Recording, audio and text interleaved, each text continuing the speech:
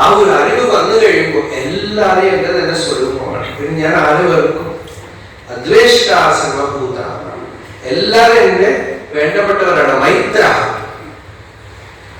കരുണയെ വെച്ച കാരുണ്യമൊക്കെ ഈ കൈക്ക് ചൊറിഞ്ഞാൽ ഈ കൈ കൊണ്ട് ചൊറിയുന്ന പോലെ ചിന്തിച്ചോടൊന്നും ഇരിക്കില്ല. ഈ കൈ ഇവിടെ ചൊറിയുമ്പോ ഈ കൈ ഞാനിവിടെ പോയി ചെയ്യണോ വേണ്ടേ കുറച്ചു നേരം ആലോചിക്കാം. പിന്നെ നമ്മൾ ചൊറിഞ്ഞാലേ ആ കൈ എനിക്ക് ചൊറിയുമ്പോൾ ചൊറിയുള്ളൂ, അതുകൊണ്ട് ചെയ്യണം. ഇങ്ങനെയൊക്കെയാണ് നമ്മൾ ലോകത്തിൽ ഹെൽപ്പ് ചെയ്യുന്നത് അല്ലേ? അങ്ങനെയൊന്നും ഇല്ല, അതപ്പം തന്നെ പോകും അല്ലേ? സ്പോണ്ടേനിറ്റി. പലരും ചോദിക്കും ജ്ഞാനിക്ക് മനസ്സില്ല എന്നൊക്കെ, അമനീഭാവം എന്നൊക്കെ പറയുന്നത്. അപ്പൊ എങ്ങനെ വ്യവഹരിക്കുന്നത്? സ്പോണ്ടേനിറ്റിയാണ്. മനസ്സ് സ്പോണ്ടേനിയസ് അല്ല, അത് ജഡമാണ്. ഇപ്പൊ നമുക്ക് ChatGPT വന്നിട്ട് മനുഷ്യൻ ചെയ്യുന്നതൊക്കെ അതിനേക്കാളും വെടുപ്പായിട്ട് ചെയ്യണം.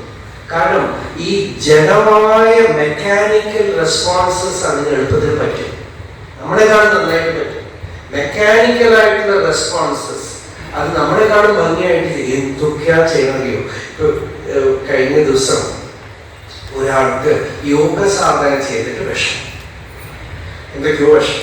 അപ്പൊ പറഞ്ഞു കൊടുത്തു ചില കാര്യങ്ങളൊക്കെ, ചില ആളുകളും നല്ല എക്സ്പേർട്സ് ആയിട്ടുള്ള ആളുകളൊക്കെ പറഞ്ഞു കൊടുത്തു. ഞാനും അവർക്ക് എന്തോ പറഞ്ഞൊക്കെ കൊടുത്തിട്ട് ഞാനൊരു രസത്തിന് വേണ്ടി ഈ പ്രശ്നം ഈ ഗൂഗിൾ എന്ത് പറയുമെന്ന് അടിച്ചു നോക്കി. നമ്മളൊക്കെ പറഞ്ഞത് അത് വെടുപ്പായിട്ട് പറയുന്നത് വെച്ചാൽ എത്രയോ യോഗ ബുക്സും എത്രയോ ഇതൊക്കെ അതിൽ ഫീഡ് ചെയ്ത് വെച്ചിട്ടുണ്ട്. അതൊക്കെ എടുത്തിട്ട് വളരെ വെടുപ്പായിട്ട് അതേ പറയണം. അപ്പൊ നമുക്ക് തോന്നും പിന്നെ എന്തിനാ നമ്മൾ ഗൂഗിളിൽ അടിച്ചാൽ പോലെ. പേഴ്സണൽ ടച്ച് ഗുരുവിന്റെ വേറൊരു ആവശ്യമാണ്. അപ്പൊ നമുക്ക് ഈ മെക്കാനിക്കൽ റെസ്പോൺസസ് മനുഷ്യന്റെ മനസ്സുകൊണ്ട് സാധിക്കുന്നതൊക്കെ അർത്ഥഹീനമായി പോയിക്കൊണ്ടിരിക്കുകയാണ്. ബുദ്ധി കൊണ്ട് സാധിക്കുന്നതൊക്കെ അർത്ഥഹീനമായി പോയി, മനസ്സിനപ്പുറം പോയി ആ സത്യത്തിന് നിഷ്ഠയാകുമ്പോ നിസർഗതയാണ്. ആ നിസർഗത ഈ മെഷീനൊന്നും പറ്റില്ല, നിസർഗതയാണ്. കവിതകളൊക്കെ പോലും റെഡിമെയ്ഡ് ആയിട്ട് എഴുതുന്നത്, അത് ഭംഗിയായിട്ട് എഴുതുന്നുണ്ട്. കവിതയും എഴുതുന്നു ഭംഗിയായിട്ട്. ഒരാള് എനിക്ക് കാണിച്ചു തരാൻ വേണ്ടി ഒരു പയ്യൻ എന്റെ പേര് അടിച്ചിട്ട് പറഞ്ഞു ഒരു കവിത എഴുതാൻ പറഞ്ഞു.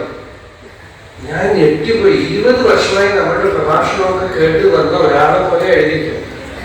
എന്തൊക്കെയാ അതിൽ പറയണ ആ വിഷയം, അതില് രമണ മഹർഷി, ശങ്കരാചാര്യൻ എല്ലാത്തിനെയും കൊണ്ടുവന്ന ഒരു വലിയ കവിത. കാണുമ്പോ പേടി തോന്നുന്നു നമുക്ക്. മനുഷ്യന്റെ എല്ലാ കഴിവുകളെയും വെല്ലുവിളിക്കുന്ന പോലെയാണ്. അപ്പോ അത് കാണിക്കുന്നത് എന്താണെന്ന് വെച്ചാൽ ഈ ഡെഡ് റെസ്പോൺസ് ആണ്. അപ്പോ ഒരു കാര്യവും തെളിവായി. നമ്മൾ ഈ കഴിവ്, കവിത, പഠിപ്പ് ഒക്കെ പറയണത് ഈ മെഷീന് ചെയ്യാവുന്നതേ ഉള്ളൂ. അപ്പൊ നമ്മുടെ ചോദ്യം എന്താണെന്ന് വെച്ചാൽ ഈ മെഷീനെ കൊണ്ട് ചെയ്യാൻ കഴിയാത്തത് എന്താ നമുക്ക് കഴിയാം?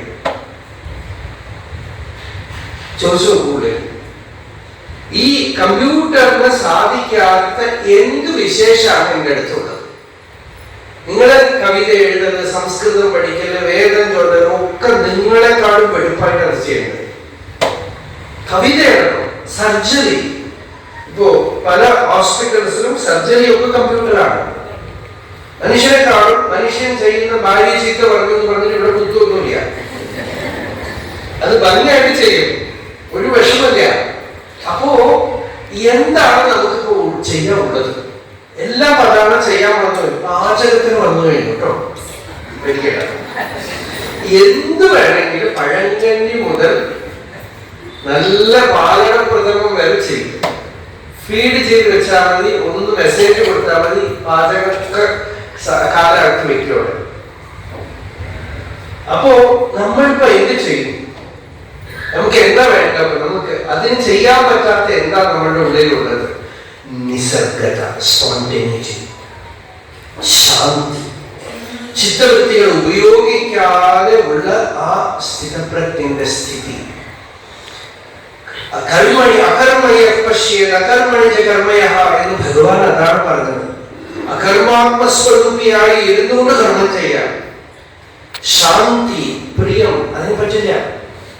പ്രിയം പോലെയൊക്കെ പറ്റും, വാസ്തവമായ പ്രിയം അതിന് സാധ്യമല്ല. ശാന്തി അതിന് സാധ്യമല്ല. സന്തോഷം അതിന് സാധ്യമല്ല. എന്തോ ഒന്ന് നമ്മളുടെ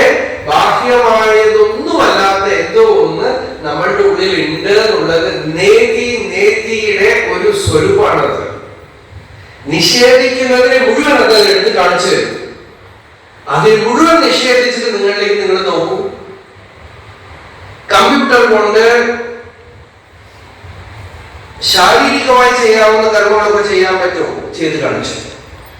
കമ്പ്യൂട്ടറിന് മാനസികമായ എനിക്ക് അറിയുന്നതൊക്കെ ചെയ്യാൻ പറ്റുമോ? ചെയ്ത് കാണിച്ചു. ബുദ്ധിയുടെ കസർത്തുകളൊക്കെ കാണിച്ചു, എല്ലാം കാണിച്ചു. ഇപ്പോ അതിന് സാധിക്കാത്തത് എന്താണ് എന്റെ അടുത്തുള്ളത്? ഇങ്ങനെ ചോദിക്കുമ്പോ തദേവോ വശിഷ്ഠ ശിവ കേവലോഹം മനസ്സിലാവുന്നുണ്ട്. ഇതൊന്നും അല്ലാതെ അവശേഷിക്കുന്നതായ ഒരു പൂർണ്ണത്വമുണ്ട്, ഒരു ശാന്തി. അത് എന്തൊക്കെ തന്നെയാണെങ്കിലും after all it is only a machine, a dead thing, inert thing. കള്ളവും പറയുന്നത്, കള്ളവും പറയും. ഉത്തരം അറിയില്ലെങ്കിൽ അടിച്ചു വിടും.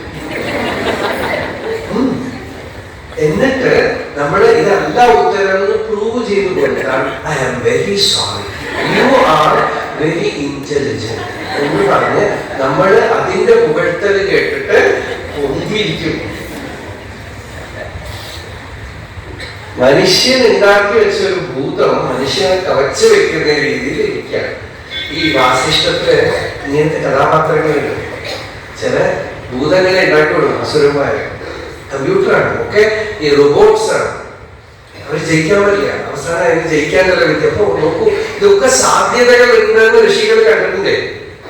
അപ്പൊ ഇതൊക്കെ നമ്മളുടെ മുമ്പില് നമ്മൾ എന്തൊക്കെ അല്ലാതെ കാണിച്ചു തരികയാണ്. നമ്മൾ എന്താണ് എന്നുള്ളത് അറിവിന്റെ കണ്ണുകൊണ്ട് കണ്ട് പൂർണ്ണമാകുമ്പോ ആ ശാന്തി, ആ നിറവ്, ആ ആനന്ദം, ആ സർവാത്മഭാവം, ഇതാണ് നമുക്ക് ഭാഗ്യമുള്ളത്. അതാണ് നമുക്ക് ജീവിതത്തിൽ ധന്യത തരുന്നത്, സന്തോഷം തരുന്നത്. അതാണ് അധ്യാത്മം എന്ന് പറയുന്നത്. ബാക്കിയൊക്കെ ജഡമാണ്. ഈ അധ്യാത്മമായ സത്യത്തിനെ അനേക ഋഷീശ്വരന്മാർ നമുക്ക് പ്രകാശിപ്പിച്ചു തന്നു. ആ പരമ്പരയിലാണ് ശിവാനന്ദ സ്വാമി, ജ്ഞാനാനന്ദ സ്വാമി, നിത്യാനന്ദ സ്വാമി, ഇപ്പൊ സ്വാമിജിയൊക്കെ വന്നിട്ടുള്ളത്. ഈ ആശ്രമത്തിൽ വന്ന് ഇങ്ങനെ നിങ്ങളുടെ ഒക്കെ കൂടെ ഇരുന്ന് കുറച്ച് നേരത്തേക്ക് ഈ അധ്യാത്മവിദ്യ വിചാരണം ചെയ്യാൻ ഉള്ള ഒരു നല്ല സന്ദർഭം ഇന്നുണ്ടായി. ഭഗവാന്റെ പരിപൂർണ്ണ അനുഗ്രഹം എല്ലാവർക്കും ഉണ്ടാവട്ടെ. ജീവിതം ക്ഷേമം ആയിട്ടിരിക്കട്ടെ. ശാന്തി.